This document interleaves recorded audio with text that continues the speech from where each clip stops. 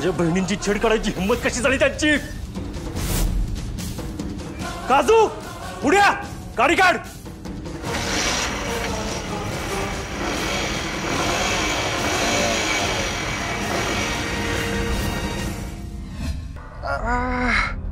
बायका जेवढ्या जोरात नदीव कपडे धुवत नसतील ना तेवढ्या जोरात सूर्यानं धुतले आपल्याला काल. हाड कडकड करते ती या.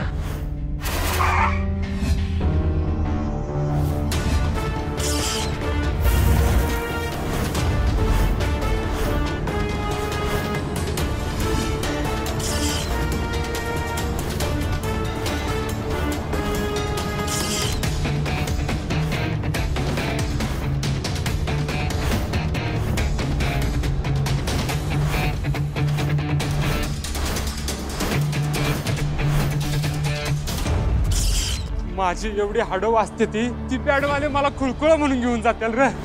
काल एवढं दूध धुतलंयस माझ काय पिळाय आलायस का काय? एका भावाला जेव्हा 4 बहिणी असतात ना तेव्हा त्याला किती आणि काय काय सहन करावं लागतं ना याची जाणीव करून देणार आहे मी तुम्हाला आज. तर भावाला जेव्हा 1 नाही 2 नाही 4 बहिणी असतात ना तेव्हा त्याला रात्रभर झोप लागत नाही.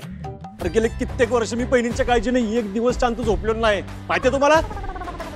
आपल्या बहिणीचं जोपर्यंत चांगल्या मुलाशी लग्न लावून देत नाही ना तोपर्यंत त्या भावाला अन्नाचा एक घास गोड लागत नाही. आपल्या बहिणी जेव्हा घराबाहेर जातात आणि त्या परत येईपर्यंत तर कुठं असतील त्यांना कोणी त्रास तर दिला नसेल ना त्यांची कोणी छेड तर काढली नसेल ना असे प्रश्न डीजे पेक्षा मोठ्या आवाजात भावाचे मेंदू डान्स करत असतात. मला काय करणार आहे भावा बहिणीचं नातं?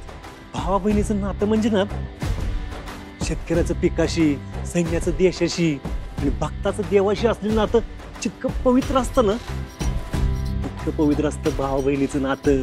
अरे सैनिक आपल्या जीवाची बाजी लावून देशाचं रक्षण करतो का नाही तसा एक भाऊ आपल्या बहिणीचं रक्षण करतो. शेतकरी आपल्या पिकाची कशी काळजी घेतो तसा एक भाऊ आपल्या बहिणीची काळजी घेतो. देव कसा भक्ताशी हे देवा अरे ही तलवार घे पर खांडोळी करून टाक पण हे भाषण देणं थांबव रे. राहिलेली हाडं तोड पण ही भाषण देणं सोड. पाय पडतो आम्ही तुझ्या. पुढे हात जोडू दे नाहीतर पाय जोडू दे. दादा काय यांना सोडत नाही. अजून दादाचे डायलॉग संपले नाहीत. नाही ऐक असं म्हणतात ना जगातलं सगळ्यात घट्ट नातं आई आणि मुलीचं असतं. नाही जगातलं सगळ्यात घट्ट नातं भावा आणि बहिणीचं असतं. अरे आई आणि मुलीच्या नात्याची नाळ आई जिवंत असेपर्यंतच टिकते. भावा बहिणीचं नातं आहे की नाही भावा बहिणीचं नातं म्हणजे आत्मा आहे आत्मा. अरे आपण मेल्यावर शरीर जळतं पण आत्मा अमर राहतो. तसंच हे नातं पण अमर राहतं. काल तुम्ही माझ्या बहिणीची छेड काढली हे ऐकल्यावर मला किती त्रास झाला असेल त्याची कल्पना आहे का तुम्हाला? अरे बहीण म्हणजे भावाचा जीव असतो रे. अरे भाऊ फक्त बाकीच्या नात्यांची जबाबदारी घेतो. बहिणीची काळजी घेतो. प्रत्येक भावाचं आयुष्य 2दा जीव जातो. एकदा त्याचा श्वास थांबतो तो तर जातोच. त्याच्या बहिणी घरातून लग्न करून जातात ना तेव्हा दुसऱ्यांदा जातो.